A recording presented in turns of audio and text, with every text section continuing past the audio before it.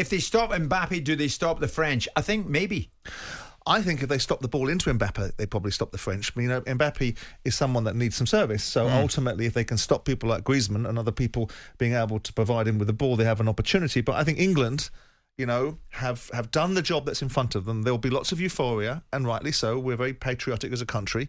But we have done, quite frankly, what we should have done. Well, they've only beaten France once in the last 8 meetings between the two. So all of a sudden now, it's raise your game even more, isn't it? Well, of course. And then the French have a lot to consider with us, because with players like Bellingham in the side, they're going to give you some real problems if you're the French. I mean, I think, again, we have to give credit where credit's due, that England have done their job. But we also must maintain the underlying perspective that this is the job that they were... Did you going into this game, did you think England were going to beat Senegal?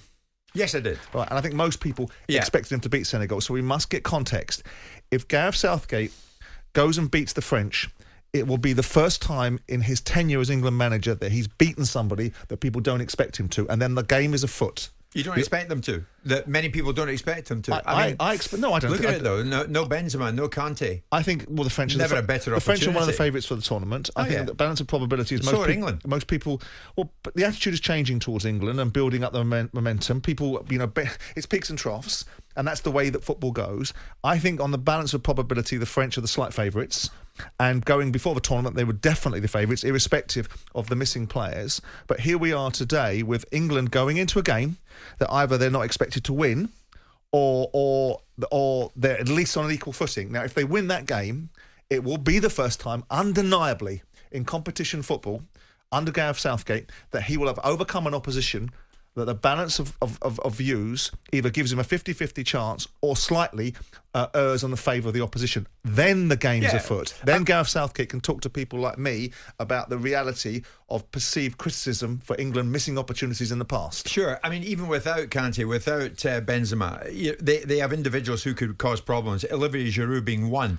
He became France's record scorer with 52 goals. He overtook Thierry Henry. Ousmane Dembele looks great. But what about England?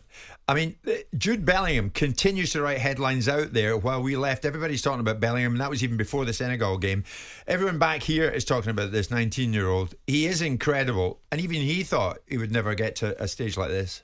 I would have always thought, I'm going to play at a World Cup. I've always said one thing is I never thought things would unfold as quickly as they did. And again, I'd love to take big credit for that, but it's always been the people that I've been around, the teams that I've played in. I've been so lucky to be surrounded by people that just give me the freedom to express my talent. And I think one thing just leads to another, doesn't it? I was playing at, I made my debut, and then the few weeks later, and I remember after my debut, there was a 2 or 3 week gap where I just couldn't get in the team. And then we had a couple of injuries. I come off the bench against Stoke, and then it feels like tomorrow now I'm at the World Cup. So things go so fast, and I've just tried to enjoy every step of it. I mean, he's right to do that. Just enjoy it while he's he's quite there. a bright young man, isn't he? He's excelling. And as you've spoken to before, you spoke to him once many years ago when he was playing for Birmingham against Millwall. He comes from a background where he's been I think got very decent parenting, very solid values, and he speaks in a fashion that's akin with somebody that comes from those sort of backgrounds. He made a decision not to go to Man United and go to Germany. He's playing in a side where I think he is probably the best player in England's side. And I think that's an opinion beginning to be shared. He is the difference. But we're stepping up now against opposition. I would have expected us to do to Iran what we did. Okay, 6 goals is phenomenal. I would have expected us to have done better against the USA, but the USA played well in that game. The Welsh were very poor.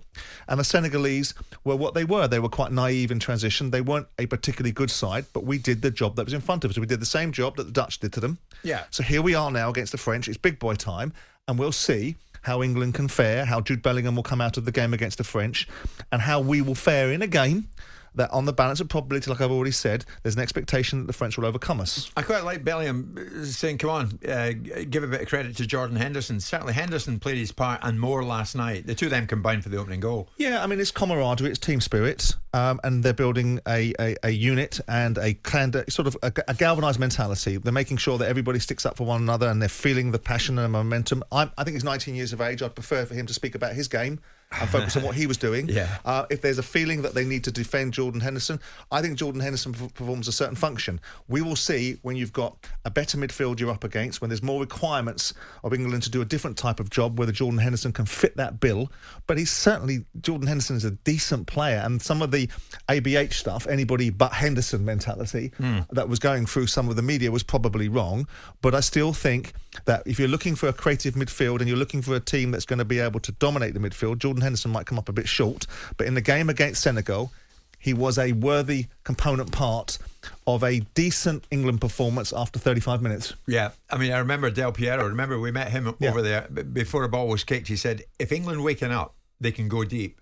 And I knew what he meant, waking up, like be on it right away, and they have woken up. My God, they've but I mean, woken again, up. I know it's very important that we keep emotivity about sport and we keep the momentum going forward, but we have beaten who we should beat. Yes. And give credit where credit's due. Yeah. We put the Senegalese to the sword. To be fair, they put themselves to the sword with some of their sort of naive thinking, but notwithstanding that, we did the job. We've done the job.